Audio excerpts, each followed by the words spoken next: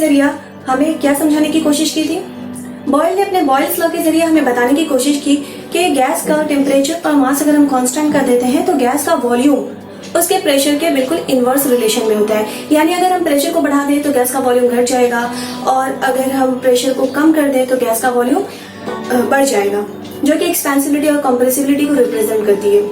तो फिर mathematical form of Boyle's law में हमने देखा था बॉयल्स लॉ को हम मैथमेटिकली कैसे एक्सप्रेस कर पा रहे हैं। तो हमें क्या मिला था? PV equal to constant, PV equal to constant मिला था और यहाँ से हमें एक और चीज मिला था, P और V दोनों एक दूसरे का इनवर्स रिलेशन में है। तो सबसे पहला ग्राफ होगा P वर्सेस V, जो कि हम इसे देखकर करेंगे P वर्सेस V। P और V के बीच इनवर्स रिलेशन है, मतलब P V के साथ इनवर्सली प्रोपोर्शन में है। यानी P को बढ़ाएंगे तो V घटेगा और P को घटाएंगे तो V बढ़ेगा। इसे हम कैसे रिप्रेजेंट करेंगे?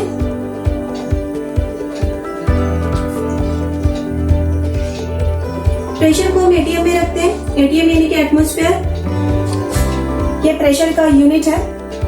और V यानी कि cc, ये वॉल्यूम का सीजीएस यूनिट है और हमने इसे y एक्सिस में रिप्रेजेंट किया है। तो जब हम एक्सपेरिमेंट करेंगे, एक्सपेरिमेंट करने के बाद हमारे पास जो डेटा होगा प्रेशर और वॉल्यूम का, अगर हम उसे प्लॉट करेंगे तो कुछ इस तरह का ग्राफ हमें मिलने वाला है और ये ग्राफ को हम बोलते हैं हाइपरबोला।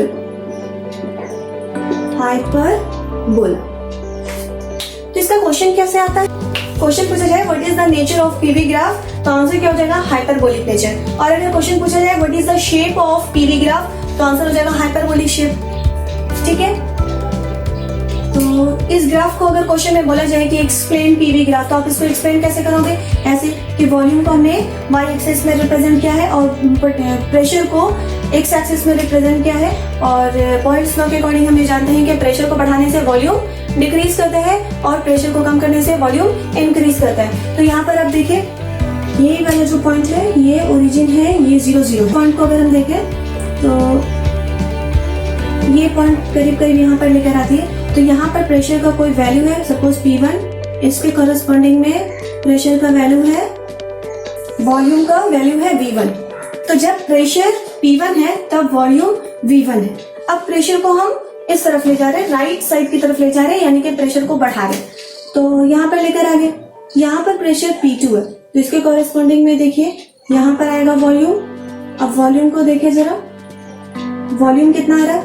सपोज कि ये V2 है, यानी कि प्रेशर को हम राइट साइड की तरफ ले गए, यानी प्रेशर को हमने इंक्रीज किया। तो जब प्रेशर को इंक्रीज कर रहे हैं तो वॉल्यूम ऊपर नहीं जा करके बल्कि वो नीचे आ रहा है। नीचे आ रहा है मतलब वैल्यू कम हो रहा है। नीचे आने का मतलब ही है y एक्सिस में अगर हम ऊपर नहीं जाकर के नीचे आ रहे हैं तो इसका मतलब ही होता है कि वैल्यू जो है वो कम होता जा रहा है। तो ग्राफ के जरिए भी हम ये देख सकते हैं कि प्रेशर अगर बढ़ाते हैं तो वॉल्यूम कम होता है। ठीक इसी तरह से अगर हम प्रेशर को और बढ़ा करके P3 कर दें तो इसके कॉरेस्पॉन्डिंग में करीब करीब हमें यहाँ दिखेगा। तो इसके कॉरेस्पॉन्डिंग में देखेंगे यहाँ पर तो वॉल्यूम और भी डिक्रीज हो गया। तो हमने भी देख लिया कि P वर्सेस V ग्राफ कैसा होता है, उसका नेचर कैसा होता है, उसका शेप कैसा होता है। और ग्राफ के जरिए P और V यानी कि प्रेशर और वॉल्यूम में दोनों में इनवर्स रिलेशन है, इस चीज को भी हमने देख लिया कि ग्राफ के जरिए हम कैसे समझेंगे। अब चलिए दूसरा ग्राफ देखते हैं कि PV इक्वल टू कांस्टेंट का ग्राफ क्या आएगा।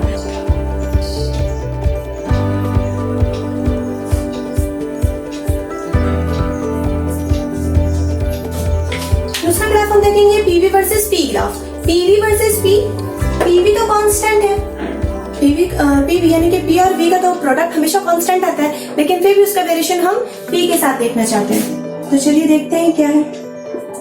एक्स एक्सिस पे P को रिप्रेजेंट कर रहे हैं, P एटीएम में है, और PV को Y एक्सिस में रिप्रेजेंट किया। एटीएम में 3 4 5 1 2 3 4 5 और यहाँ पे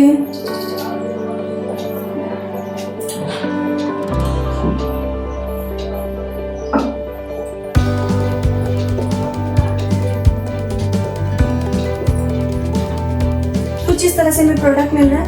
तो सपोज कि प्रेशर का वैल्यू हम 3 लेते हैं, ठीक है, प्रेशर का वैल्यू हम 3 लेते हैं और प्रेशर का वैल्यू हम 3 लेते हैं और V का वैल्यू 5 लेते हैं। तो PV हमें क्या मिल रहा है 15 यहाँ पर आ रहा है कुछ इस तरह से। फिर हम चेंज करते हैं, P का वैल्यू 5 लेते हैं और V का वैल्यू 3 लेते हैं। कुछ इस तरह से हमें P और V का वैल्यू लेना है कि PV का वैल्यू हमेशा कांस्टेंट है। दैट मीन्स यहाँ पर भी 15 आना चाहिए। तो P का वैल्यू 5 है, यहाँ पर भी है 15 आ रहा है। इस तरह से अगर हम बहुत सारे डिफरेंट वैल्यूज को लें तो हमें क्या मिलने वाला है, एक स्ट्रेट लाइन मिलेगा जो कि एक्स एक्सिस के पैरेलल होगा, यानी कि एक स्ट्रेट लाइन मिलता है जो कि हॉरिजॉन्टल एक्सिस के पैरेलल है। ग्राफ का नेचर कैसा है, स्ट्रेट लाइन,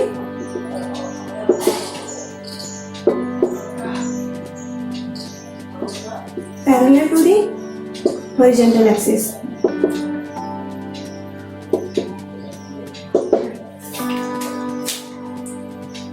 अब हम दूसरा ग्राफ देखेंगे, वो क्या है, पीवी वर्सेस वी ग्राफ। इससे पहले हमने देखा था पीवी वर्सेस ई ग्राफ, जिसमें हमें क्या ग्राफ मिला था, straight line parallel to the horizontal axis. अब इस बार देखेंगे पीवी वर्सेस वी ग्राफ। इससे पहले हम ये जान चुके हैं कि प्रेशर और वॉल्यूम का क्या वैल्यू होगा, ये ग्राफ को अफेक्ट नहीं करेगा क्योंकि पीवी इक्वल टू हमेशा कांस्टेंट मिलने वाला है। प्रेशर और वॉल्यूम का प्रोडक्ट हमेशा कांस्टेंट ही मिलेगा। तो इसका ग्राफ भी कुछ ऐसे ही आएगा। पीवी वर्सेस वी ग्राफ भी एक स्ट्रेट लाइन ही आएगा और वो भी हॉरिजॉन्टल एक्सिस के बिल्कुल पैरेलल होगा। यहाँ वॉल्यूम सीसी में रिप्रेजेंट किया हुआ है। हम 2 सीसी ले, 1 सीसी ले, 3 सीसी ले, 4 सीसी ले या 10 सीसी, 20 सीसी, 30 सीसी, जितना भी ले ले। तो 10 सीसी ले लिया, 20 सीसी, 30, 40, 50, 60, 70, कुछ भी ले ले। वी का वैल्यू जितना भी ले ले, लेकिन पीवी हमेशा कितना मिलने वाला है, 15 ही मिलने वाला। क्यों? क्योंकि पीवी का वैल्यू हमेशा कांस्टेंट आता है और एक कांस्टेंट पीवी का वैल्यू हमेशा कांस्टेंट आता है। तो ये ग्राफ कैसे मिलेगा, एक straight line parallel to the horizontal axis. चलिए अब हम तीसरा ग्राफ देखते हैं, तीसरा ग्राफ कैसा रहेगा। तो हमारा नेक्स्ट ग्राफ क्या है,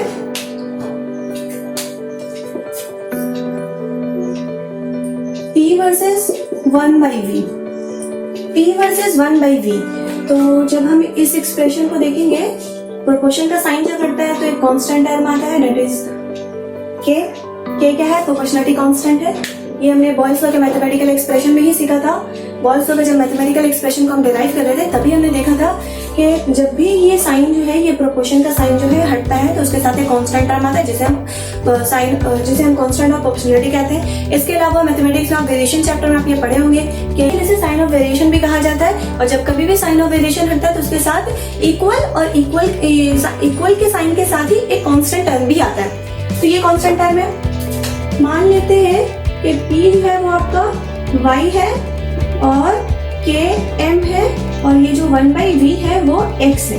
तो Y equal to MX, Y equal to MX का तो मतलब क्या होता है, equation of straight line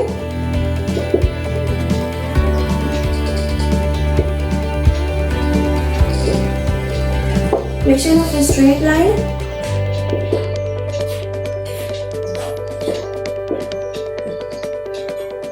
passing through origin. इससे हमें साफ साफ पता चलता है कि y इक्वल टू mx क्या है, ये एक इक्वेशन है जो कि क्या रिप्रेजेंट करता है, एक स्ट्रेट लाइन को रिप्रेजेंट करता है। और ये कैसा स्ट्रेट लाइन है, ये स्ट्रेट लाइन ओरिजिन से पास करता है। तो इसका ग्राफ कुछ इस तरह से आना चाहिए।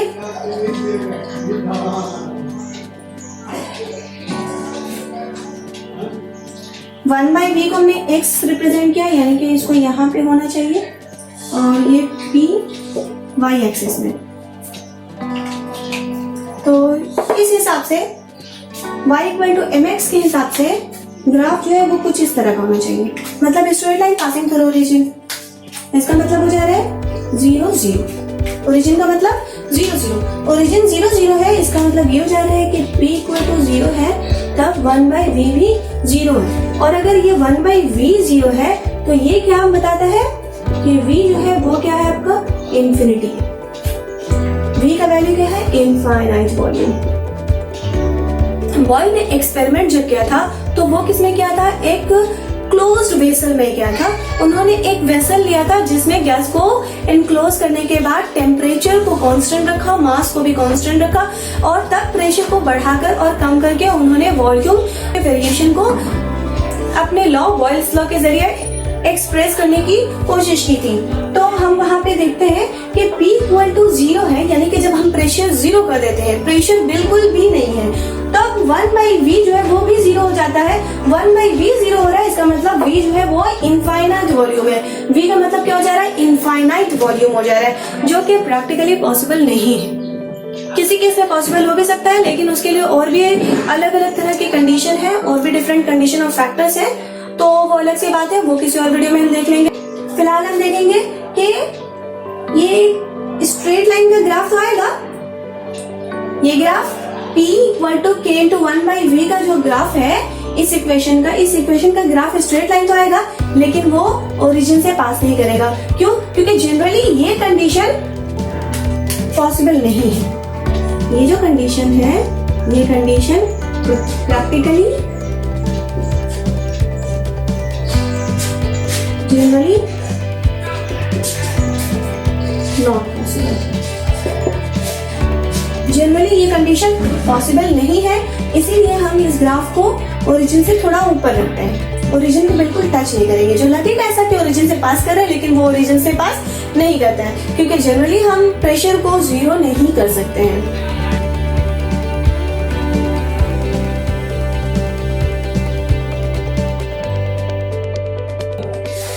और दूसरा ग्राफ देखेंगे V versus 1/P graph, V versus 1/P।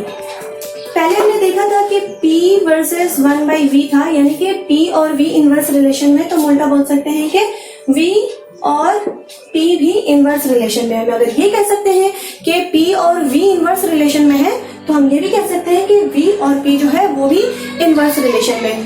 तो यहाँ पर भी अगर हम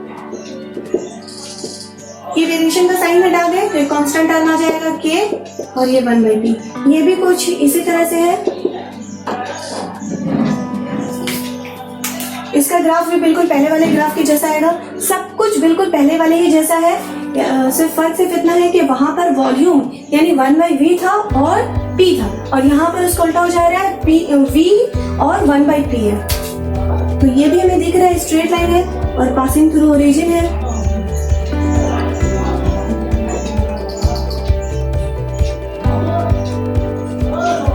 ये भी हम देख रहे हैं कि ये क्या है, स्ट्रेट लाइन का ग्राफ है जो कि पासिंग थ्रू ओरिजिन है। ये भी क्या है, स्ट्रेट लाइन है।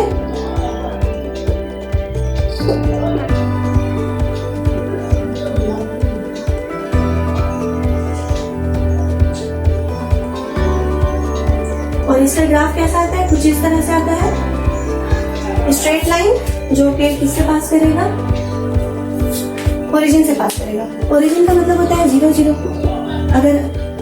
अगर हम यहाँ पर भी वही वाला इस इक्वेशन को रिप्रेजेंट कर दे, मतलब एक स्ट्रेट लाइन जो कि ओरिजिन से पास कर रहा है, कुछ ऐसा रिप्रेजेंट कर दे, तो इसका मतलब ये हो जाता है V भी 0 है और 1/P, यानी कि V 0 है तो 1/P भी 0 है, जिसका मतलब होता है कि P क्या है? इनफाइनाइट है। यानी कि जब हमने इनफाइनाइट प्रेशर दिया तो वॉल्यूम क्या हो गया? 0 हो गया। ये भी केस जनरली पॉसिबल नहीं है।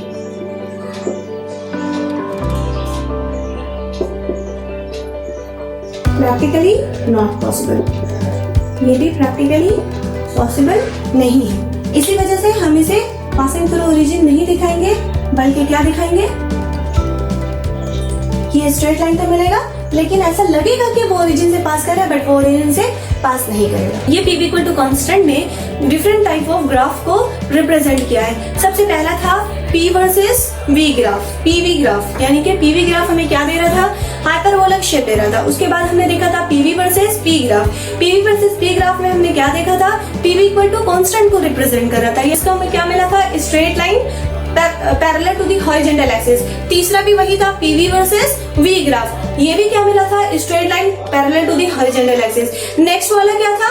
P वर्सेस 1/V ग्राफ, यानी कि जब हम ये कहते हैं कि P वर्सेस V, प्रेशर और वॉल्यूम में इनवर्स रिलेशन है, लेकिन प्रेशर और 1/v यानी कि इनवर्स ऑफ वॉल्यूम में डायरेक्ट रिलेशन है। तो डायरेक्ट रिलेशन के लिए जनरली जो है वो स्ट्रेट लाइन ग्राफ आता है, और हमने देखा था P वर्सेस 1/v का ग्राफ भी एक स्ट्रेट लाइन आया था, जो ऐसा लग रहा था कि ओरिजिन से वो पास कर रहा है, लेकिन वो ओरिजिन से पास नहीं कर रहा था।